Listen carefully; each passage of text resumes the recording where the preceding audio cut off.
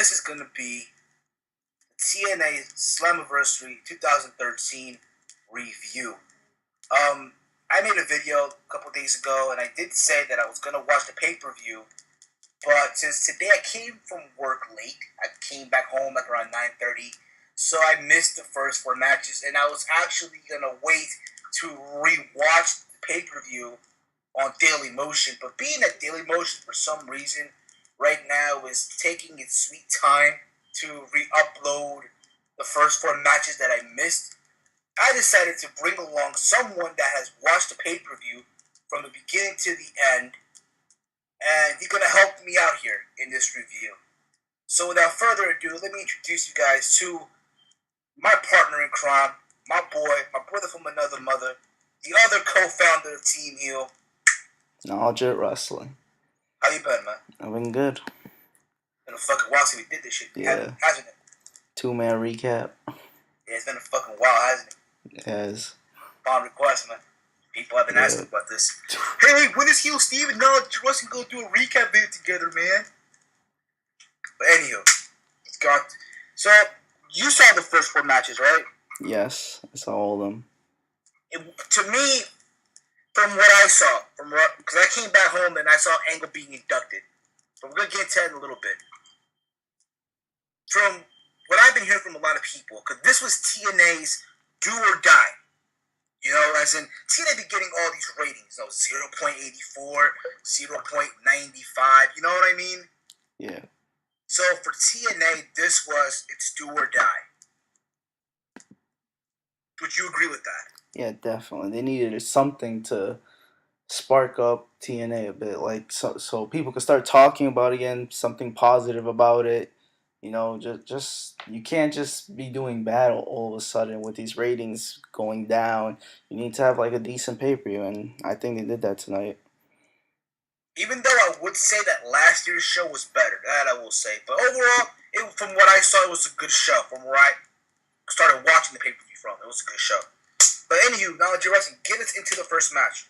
The first match was the Ultimate X match for the TNA X Division Championship between Chris Sabin, Kenny King, and Suicide. This match, it was a great way to open the show. I like that they opened the show with the X Division wrestlers. It's a good way to, get the crowd pumped for the show going forward. And it's kind of weird seeing only 3 guys competing in an Ultimate X match. Usually you'll see more X Division wrestlers, but they still did good. A lot of cool spots. Just the regular X Division stuff you'll see in every other Ultimate X match you'll see. Chris Sabin, I believe, he did a nice spot. I forgot. I think it was a backs. No, they were gonna do the usual suplex powerbomb thing, but instead Kenny King did like some type of back suplex on both Chris Sabin and Suicide. And near the end of the match, Suicide looks like he was gonna win, but then Kenny King was about to pull his mask off, so Suicide prevented it, and he had to just fall down to prevent his mask getting taken off, and he didn't want to reveal his identity. And then Sabin and Kenny King were left on the Ultimate X thingy, the top rope, and Kenny King fell, and Sabin won like that. So Sabin has a chance now. Apparently, Destination X is coming back, and I did not know that, but because Hogan came out after and congratulated Sabin and said he'll have a chance to did what Austin Aries did last year, where he relinquished the X Division title for a shot at the world title. So Chris Sabin has a chance to do that now. Let's hope he gets the job done. If you get what I'm saying. But as far to me, I wasn't expecting this match to start, but TNA, they do their normal thing. Yeah, they always do this. Yeah. Let's get on to the next match, shall we?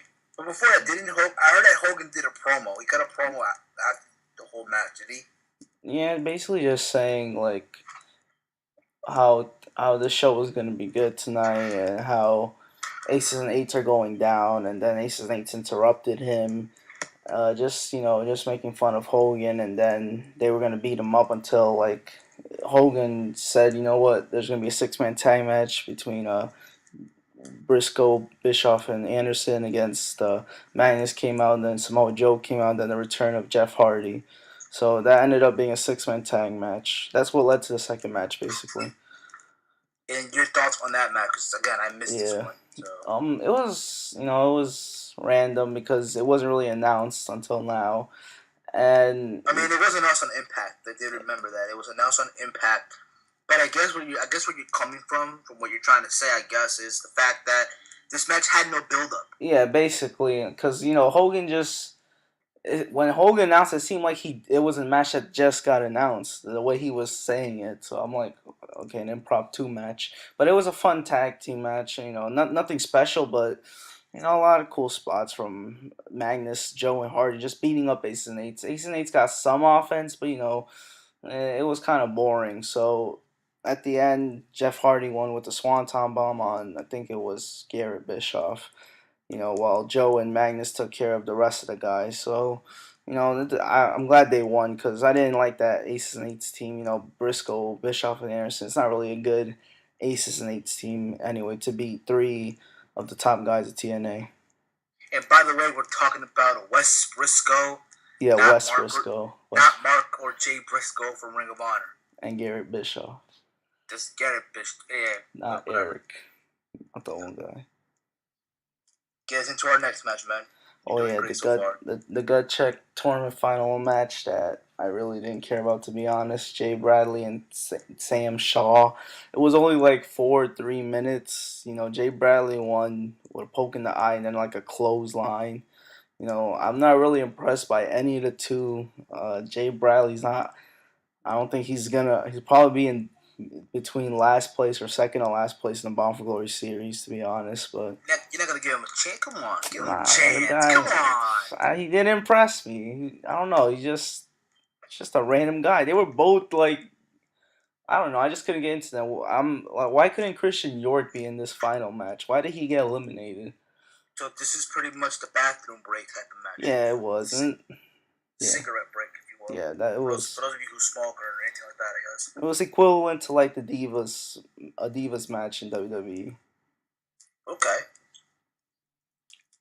Gets into our next match, which is Devon versus Joseph Park. Yeah, Devon, Joseph Park. This is another bathroom break match, probably until But before that, Devon and Knox beat up Joseph Park before their match was gonna start, and then Joseph Park was just bloody and shit. So Joseph Park never came out. Devon told the ref to start the match, and if he doesn't come till 10, then he automatically wins, which the ref did, and he never came out. So Devon won the match by forfeit. But then he cut a promo saying something about Abyss. If he would wrestle Abyss if he was here right now, but he knows that he isn't here, and then Abyss just came out as predictable. And so the ref started it right away because Devon said that, and Devon just didn't want to wrestle the match. It was just a random match at Abyss and Devon, nothing special, like a 5-minute match, and Abyss wins, so he's the new television champion. And I don't know what are they gonna do with that title. Not for nothing though. Before I didn't mean to cut you off, but if you think about it, they weren't doing nothing really with Devon as a champion. Absolutely. Even when he was a babyface, they had him defending every week on Impact. You know what I mean? But still, I mean, he wasn't really doing anything recently. So, as far as someone else having the belt, yeah, so be it.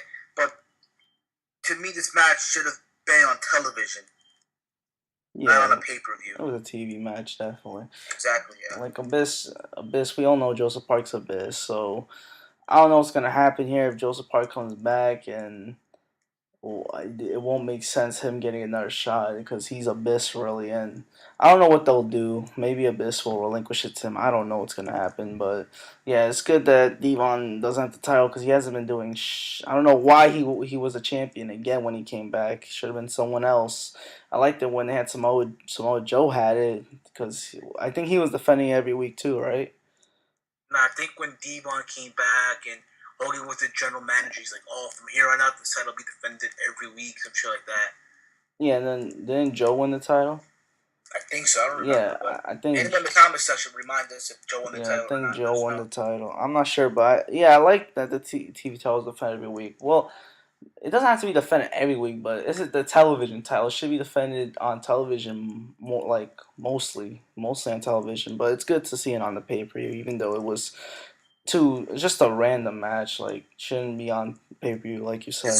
This was WWE pre-show quality Yeah, match. that's basically. Now the next match we have Chavo Guerrero and Hernandez versus Bad Influences, Christopher Daniels and Kazarian versus Austin Aries and Bobby Roode and James Storm and Gunner. I will say this because I did see this match and I enjoyed it. Good tag team action. There was a spot where Hernandez had both. I believe it was both Kazarian and Daniels on his shoulders and dropped them both. A lot of high spot moments. Even though I will say that the way the eliminations occurred were kind of shitty. Yeah, they weren't good. I mean, Daniels got caught. Yeah.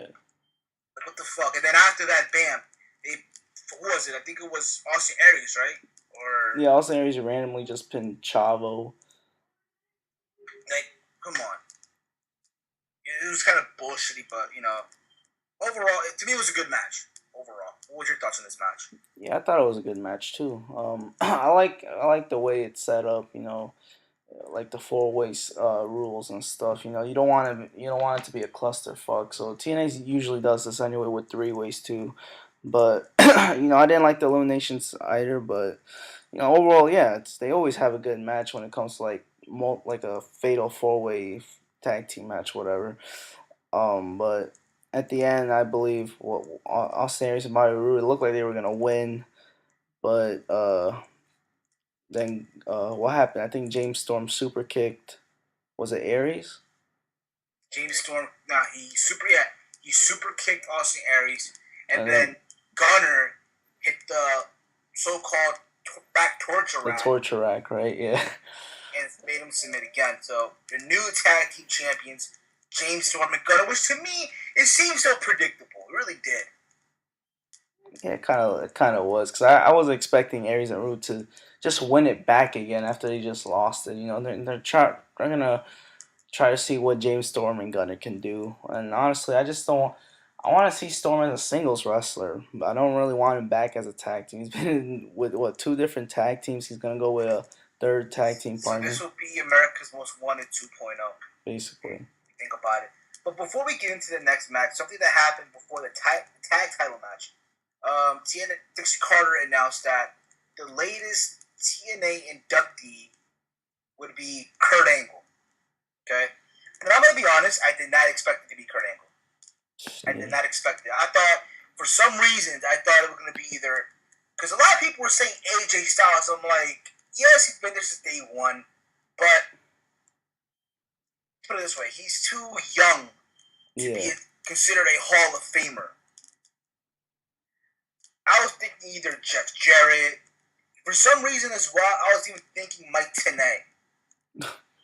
Yeah, it really was. But Mike Tenay. Like, even though to me Mike Tenay isn't the best color commentator, he's pretty much that guy that puts you to sleep. But he's been there long enough. He yeah, was I know what good you back mean. in WCW in like the early mid '90s of WCW. He was a good commentator, but I was expecting him. But damn, were we all proven wrong. It was Kurt Angle, Shit. which I'm really proud of. I do enjoy. I enjoyed that Dixie Carter made it Kurt Angle based on all of his accolades. Multiple time world champion, Olympic gold medalist, been in the ring with the best of the best. Yeah, Your Kurt. thoughts on this? I'm glad too that Kurt Angle's in the Hall of Fame. What they mostly did is so they can get him, so TNA could get him in their Hall of Fame before WWE, if anything. But it's cool. It was surprising to me. I thought it would be either Jeff Jarrett or yeah, Jerry Jarrett. probably AJ Styles too. But it was Kurt Angle. I was kind of surprised, but he deserves it. You're right. I mean, I don't think anyone else. He helped the company. Like when he came Exactly. in, he brought in ratings, and more matches the matches were getting better. Like him and Samoa Joe, even him and That was Sting. classic. That him Yeah, and Samoa Joe, Genesis 2006, I believe, right? Or 2007. One of the two. That match was fucking classic. yeah, that rivalry was good. And he's had other rivalries like with AJ Styles and Sting, Christian Cage, Christian Cage. Yep. Samoa Joe, obviously, like we Yes. said. Jeff Jarrett, which to me, Oh that yeah, was, Jeff Jarrett. even though with Jeff That Jarrett, the long ass last one they feud. had with Karen Jarrett, that was kind of shitty. It Like, they was. made it personal, but it is what it is with that. But if you think about it as well, you have two Hall of Famers now, Sting and Kurt Angle, the two guys that helped TNA get out of bankruptcy. Spike City was not going to have TNA programming until they had Kurt Angle and Sting. Exactly. They helped the company get bigger. Exactly. So let's move on now. We have the knockouts, last knockout standing match: Terrence Terrell and Gail Kim. I thought I would never hear myself say this about a women's match. Okay? The following words that I'm about to say. That was an epic fucking match. That was a great match. I'm not gonna Holy lie. shit. For a women's match, it was really good. I really thought that, you know what, I was sensing a lot of botches. You know what I mean? I was sensing, all right, botchamania candidate. Going into this thing, like, the whole day I'm thinking to myself, like, okay, this is the first time that two women that you can hit, that you think about, you know what I mean? Yeah. Competing in a last standing match, you know what I mean? Like, where else have you heard about two women competing in a last standing match? Never heard of that. So you would think that, okay, there's going to be some botches, there's going to be some fuck-ups. Proven wrong. You were. See here, the most spots, Gail Kim dives through and hits the chair head first and goes out of the ring. Terrence Terrell takes, like, serious bumps on the fucking ramp, that walkway ramp and shit. They actually I thought it was funny. I really thought it was funny, but I mean, she proved herself, Even though Terrence Terrell did a shitty figure four, but overall, I think the best part of the night when she did that, the diamond cutter arc kill, whatever you want to call it, to Gail Kim from the ramp to the floor, and that was the holy shit moment. Yeah, that was the spot right there, and it was the victory spot basically. Exactly. Yeah, I mean, like, oh my god, and I was eating too, so you can just imagine eating my fucking chicken broccoli, and it's like just my fork just dropping, like. Yeah. So, yeah, like, your thoughts on this match? Your thoughts overall? It was a good match, definitely, for a women's match of the year that I've seen so far. It'll probably be the only good women's match we might see, unless they do something with I wonder what's gonna happen now. Like, so Taryn Terrell, is she gonna be part of the? Is she gonna go in the title hunt now? I would guess so. Yeah, put it this way: she can retire right now, and knowing that she had one of the best matches of the company's on the biggest show of the company, one of the biggest shows of the company of the year, and had a good match. Exactly. Yeah, that's good for her. Like, and now she could once Velvet Sky, maybe she'll face Mickey James at a TNA Impact, and then Terrence Rowe will go after Mickey James, which I think she is gonna turn heel, and maybe we'll see probably good matches from that. Well, you never know, because of the stipulation is why the match was really good. Yeah, I was proven wrong. I thought there would be some botches, but I was wrong. Anywho, let's just move right along here. The co-main event: Kurt Angle versus AJ Styles, singles match. Your thoughts on AJ Styles' new theme song? Kind of a rip off of Undertaker. What do you think? Yeah, it's sort of like from the Johnny Cash thing. Yeah. Fuck. Ain't no grave that can hold my butt. Like, yeah, similar. Like, it felt like it was slow, but it fits his character. To an extent, I digged it. Really, to an extent. But overall, the match, it was a very good match. The ending to me was type shitty though, like a little roll up thing. Like, come on. They're gonna continue the feud just because of that ending, I think. They could have done a better ending. At least a submission win. Yeah. But here's my thing though. Okay, you build up AJ Styles, right? as this, crow 1997 Sting wannabe, right? And you have him fucking lose. Why? Care to elaborate some I more have on no this? idea. Like that does piss me off a little. Like, I think it's because since Kurt Angle got inducted, they're gonna reward him with a win. But still, you bring back AJ Styles into a new persona where he's only in for himself. He doesn't care about aces and eights or the rest of the roster. So with this game, he should get a big win over Angle. And yeah, these two has had a lot of matches in the past, but since this was a different AJ, he could have won with that submission. I think that could have been cool, but Angle probably wouldn't want to tap or let AJ do that roll up that Angle did. Because what Angle did, it doesn't look. I don't think faces should win like that. They It doesn't should. look believable. It doesn't, Yeah. it doesn't like, what the fuck? I Like, mean, it since wants to be A, a baby face. yeah, A Here's since my thing as well, though. If you notice, when AJ Styles had that Ric Flair rip-off gimmick, remember? What he had his yeah. hair dyed, like, highlighted gold, the robe. They shit on him as well with that when he lost to Rob Van Dam, that Impact episode. Oh yeah, fuck. I mean, what's next? Is he gonna imitate, I don't know, Dusty Rhodes or like? Come on, like. But yeah, let's move along though from this. Let's get to the main event, world title match. Bully Ray versus Sting, no holds barred match for the world heavyweight title. To me, this match was it was good, okay? It wasn't the best match in the world, you know what I mean? But overall, like, let's put it this way, okay? Here's what I don't understand. Okay, so Bully Ray needs help from the aces and eights, right? Yeah. But yet Sting can kick out of two pile drivers in a row. One on the canvas and one on a, exposed ring, if you will. Because you saw Bully Ray rip off the ring and kind of reminded you of 2010 when the Nexus came out, remember? Yeah, when they just tore everything down and shit. Exactly, yeah, like. But your thoughts on this match? Because let's be honest, I think we could both agree that thank God Bully Ray won the match. Oh Thank yeah. God.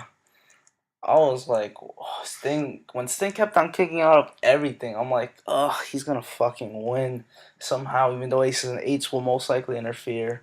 And they did, and he kicked all their asses. So aces and eights, they're a weak ass group, man. I don't care what anyone says. Exactly, yeah, all this hyping, and they get they're shitted weak. on. Again, they get shitted on by a fucking guy who's in his fucking 50s. And no disrespect to Sting, no disrespect, but come on. Let's call it a spade here, Exactly, yeah. It's stupid, but I thought. And then Brooke Hogan comes out. Does she just gets worried? Yeah, and then Sting could And go not do back anything. to the back. Like, Yeah, come go back on, in the back. a heel turn. Even that would have been predictable. Yeah, you know that's gonna happen. That is gonna happen eventually. I thought she was gonna come back out and distract Sting or whatever, just low blow him and turn heel, but we didn't get anything. We'll probably have to wait sooner. But I was expecting a worse match, but they did okay for what it was. Not it's not the worst match I've seen, but it wasn't the best main event. It was just right in the middle. Exactly. Like, again, I mean, I'm happy that Sting didn't win, but again, like, it's still, if you think about it, it's one of those things where we got another guy who's way past his prime as the world champion. Yeah, I mean, hopefully in this Bound for Glory series, we'll get someone young again. You realize that it's not going to be Chris Sabin, right? Chris Sabin is not. I know. He's not going to do it. I think it's whoever's the winner of the Bound for Glory series. We'll have. What? I would say Jeff Hardy. I would say that. No, not again. But yeah, again, I mean, who? I would have to go with somebody. I would say. I would go with AJ because it's been a year since he's held the world title. Or yeah, because I did hear as well this rumor. Apparently, they're planning on setting up a Hulk Hogan versus Bully Ray for the world title Bound for Glory. Listen, I'm gonna say this, and this will be the end of it for me. Okay? If you're Hulk Hogan, the words World Championship, World Heavyweight Championship around my waist at his age should not come out of his mouth. Those words should not come out of his mouth at his age, at this stage of the game. Would you agree with that? Or, you have something else to say about that? Exactly. Hogan shouldn't be wrestling at all. World title or no title. Like that match with Sting, 2 years ago at Bound for Glory? That should have never happened. And it happened anyway. Hogan, yeah, he shouldn't be nowhere near the title. He's the general manager. He shouldn't be wrestling for anything besides the one. If he's not even going to be in the Bound for Glory series, most likely, so I don't know how that'll work. If he is, then unless he's going to do what he did. What Mania was it where he randomly just got in the WrestleMania 9, yeah. Yeah, Yokozuna. Unless he does that, which that would completely suck, and if that really happens, then yeah, TNA is fucked. Everyone's gonna riot. Probably not. Don't be surprised. I mean, then again, it could be AJ Styles. They can do who was it? Starrcade '97. Remember when Sting won the title? The same thing. Have AJ beat Bully Ray. Yeah. Do this new character and shit. It can happen, Yeah. Who knows, really? Should happen. I mean, AJ, he deserves to be back in that title scene. He's been before this new gimmick. He's been just losing to everyone. So let's put it this way: this pay-per-view, before going into the last two matches, the Sting versus Bully Ray and AJ versus Angle, I was going to give the show a 4 out of 5. But based on the endings of the last two matches, I'm going to give it a 3 out of 5. What about you? I mean, I'll give it probably a 3.5, close to a 4. Yeah, around there. It's like a C plus, B minus show. Yeah, me too. This is a C. Like, it could have been better. It wasn't bad. Like I said, it was a good show, but it could have been better. Some of the endings of the matches, of the last two matches, could have definitely been way much better. But that's all we're gonna say about this.